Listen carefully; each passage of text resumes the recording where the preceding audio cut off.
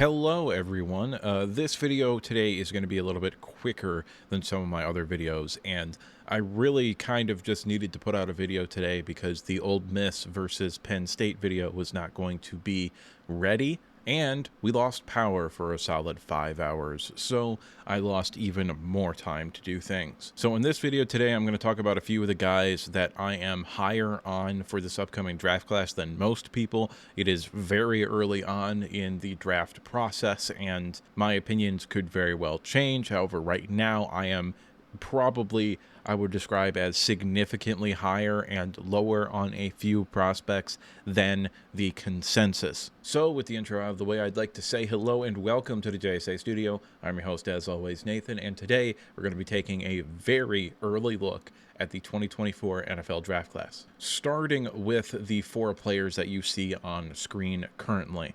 Going from left to right, we have Spencer Rattler from South Carolina, Josiah Stewart from Michigan, Jaheim Bell from Florida State, and Keon Coleman from Florida State. And let's go ahead and start with Spencer Rattler there, the quarterback. The quarterback is always the most interesting one to talk about.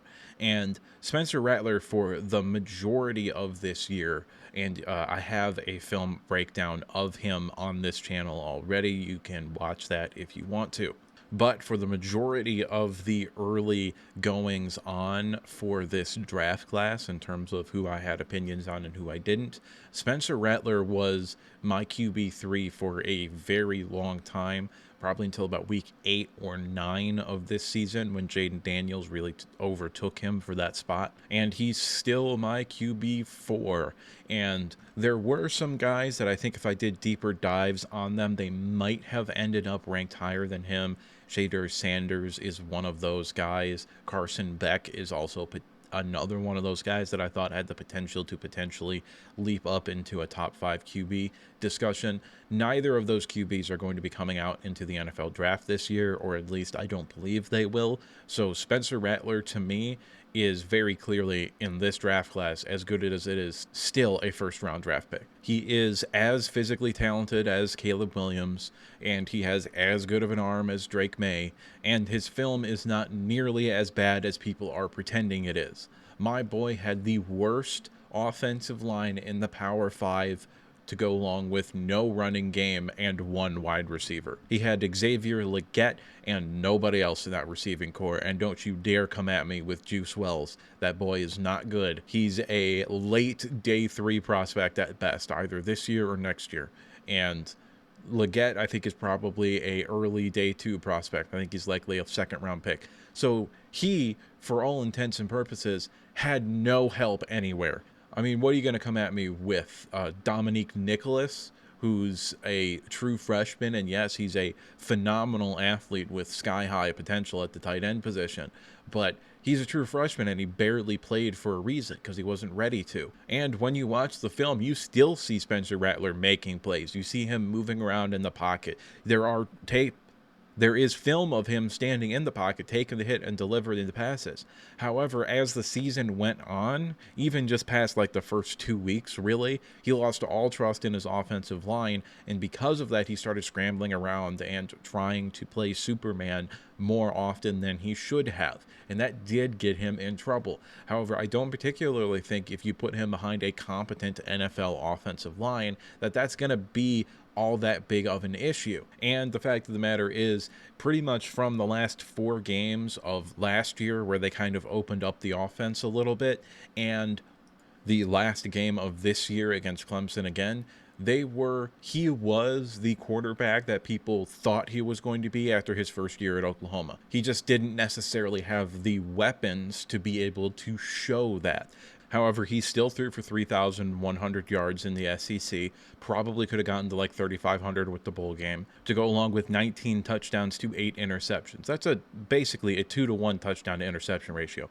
And while that's not great, he would have had a lot more touchdowns had he had a competent offensive line and a competent receiving core with more than one weapon. But do I think that he could step into the NFL with an NFL offense and play right away? Yes, actually I do. I don't think he's someone that particularly would need to sit for a long period of time. He, like every single rookie quarterback, would benefit from sitting but it is not a necessity for him. I believe that he would be capable of coming in and playing right away given the correct offensive system and situation. Now, moving on to the next player, Josiah Stewart from Michigan. I don't know if he's going to come out this year. If I was him, I probably would leave. I don't particularly think coming back is going to increase your draft stock all that much. And I do think he will end up being a day 2 pick in this upcoming draft because he fits the mold of a new age position. I don't really know what to call the position, but it's effectively just smaller, quicker guys who still have a surprising amount of pop that are only in on pass plays to rush the passer. Josh Uche fits that role. Fada Owe for the Ravens fits that role. And there are a couple other people. James Houston for the Lions fits that role. There are a couple of other people around the league that I can't think of off the top of my head. But this is a new position that is becoming more and more popular where it's basically just pass rush specialist, but with a specific body type and mold. And Josiah Stewart fits that to the T. He is exactly what teams are going to be looking for. And I think he probably ends up going in the second round to a team like the Patriots, who will need to replace Josh Uche after this year. Next one is Jaheim Bell, and in a weak tight end class, somehow, for some reason, he's kind of slid down people's boards. Came in this year as consensus tight end 2 or 3, depending upon your opinion, on Jatavian Sanders for Texas. And since then, now he's like tight end 5, 6, 7. I don't understand that at all.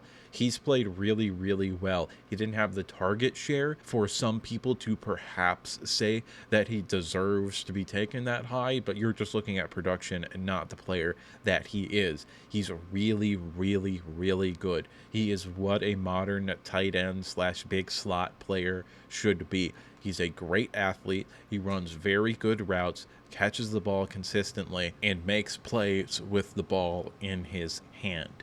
He is not everything, but almost everything that I'm looking for in a tight end in today's NFL. And last but not least, we have Keon Coleman for Florida State. If you watched my mock draft video that I made as like the second video I think I ever put up on the channel, I was extraordinarily high on him heading into the season, and I basically predicted his entire story arc that he went on this year. Some people are going to bitch and moan about the production. Florida State wasn't a passing team, even with Jordan Travis at the quarterback position. And with the backup, they sure as shit weren't passing the ball a whole lot. But this is a phenomenal athlete who's fantastic with the ball in his hands. He moves like a 5'10 guy who can make people miss, but he's 6'4 and the best contested catch receiver in this draft class. He and Malik Neighbors are battling for wide receiver 2, and ultimately it just comes down to what type of receiver you would rather have. And me personally, perhaps I'm a bit biased by what my team in the NFL needs, but I currently have Keon Coleman as my wide receiver 2 because I just, generally speaking, prefer these X wide receivers who can go up and get the ball. However, I can't be high on everybody, and these are the players that I'm a little bit lower on than I think everybody else is. Going from left to right, again, we have JT Tuimoloau from Ohio State, Jer'Zhan Newton from Indiana, and JJ McCarthy from Michigan. I did not intend for this to be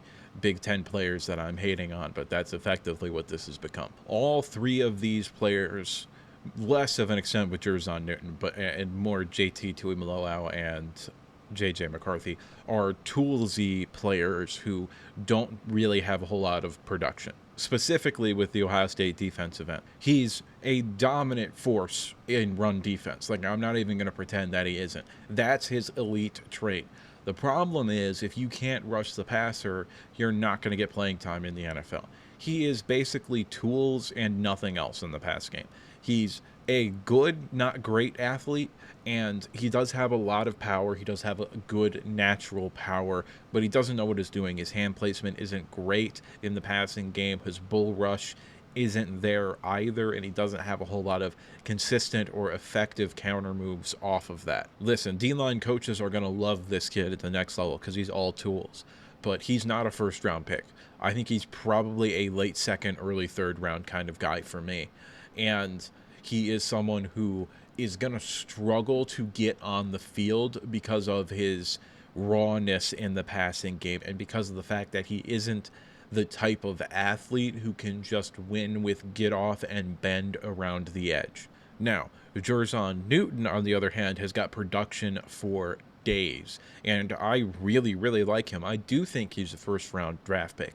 However, I'm seeing people talk about him in the top 10, and that's not okay because he is not a top 10 pick as a defensive tackle. I'm not someone who believes that the defensive tackle position is one that like you can't draft in the top 10, although there are people like that. I don't think there is a position where you can talk me out of being able to take like a really, really, really good player in the top 10. I don't particularly think there is a position that is that valueless other than running back.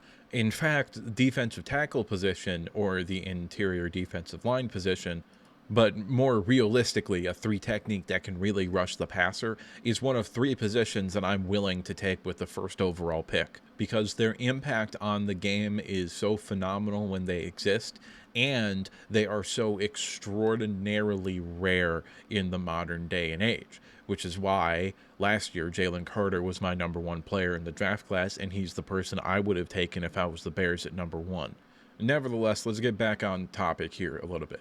Jer'Zhan Newton, okay? I think he's really, really, really, really good. I think he's a first-round talent and a first-round pick. I think he's the best defensive tackle in this draft class. But I'm not taking him inside the top 10, and I may not even take him inside the top 20 because he is a little bit undersized, and that does matter. He's listed at 6'2", 300, I think, and he's probably more like 6'1", 295, although I could be wrong about that. Now, unlike a kid who I didn't like at all last year in Kalijah Kancey, he does have the ability to actually be effective in the run game. However, this is not someone that you're gonna want to be out there in obvious run situations, or at least not on the inside. However, in pass rush situations, he should never not be on the field. He should be getting every single pass rush snap in existence because he's that good at rushing the passer.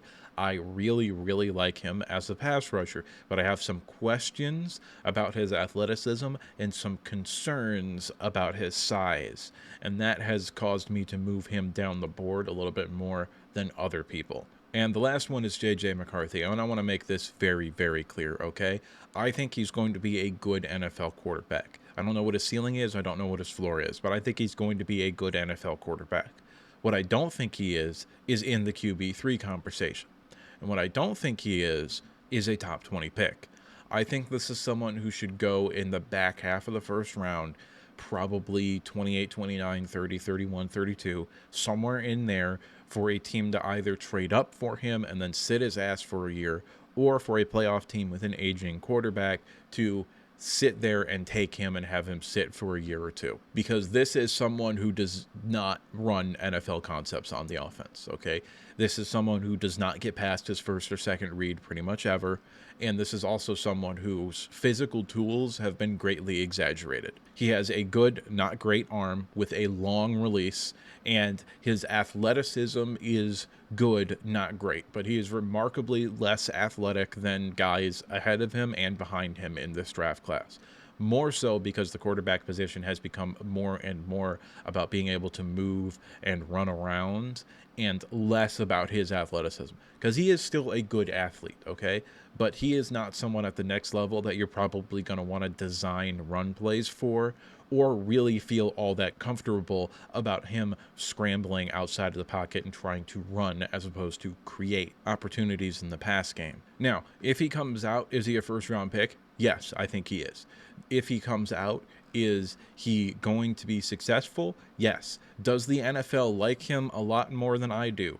Yes, because the NFL values certain things that maybe don't necessarily predict how good a football player is going to be. The #1 thing, if he comes out this year, that you're going to hear about him is intangibles and work ethic, because there's not a whole lot of good to talk about on the film, because they run a very, very simple offense with plays that are designed to be open on the first or second reads, and are also designed for him to get the ball out of his hand quickly.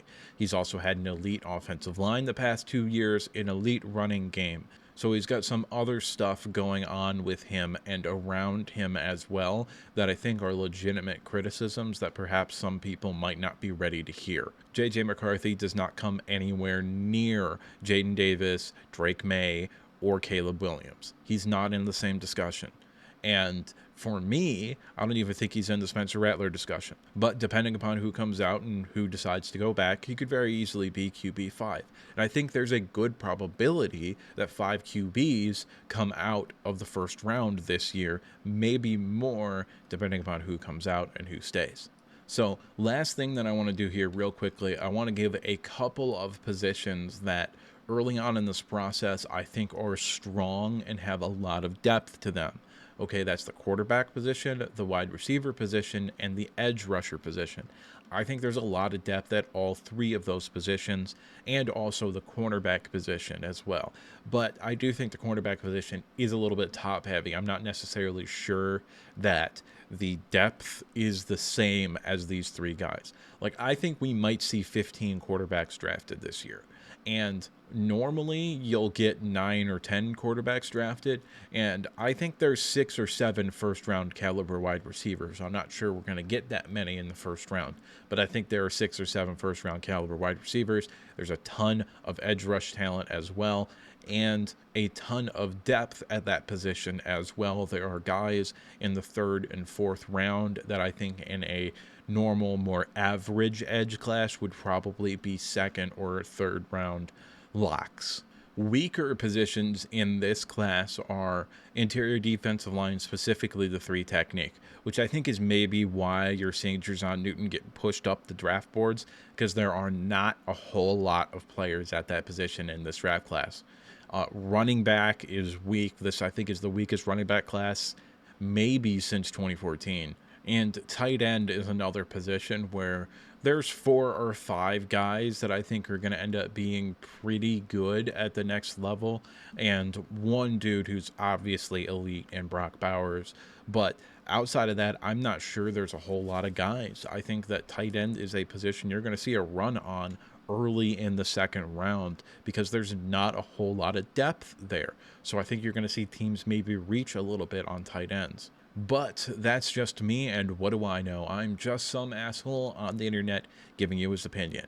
And with that said, I would like to remind you to like if you like the video, subscribe if you want to see more content like this, and if you disagree with me at any point, or you just have something to say, go ahead and drop a comment in the comment section down below. And now, with the intro out of the way, there's only one thing left to say, and that's that I'll see you next time.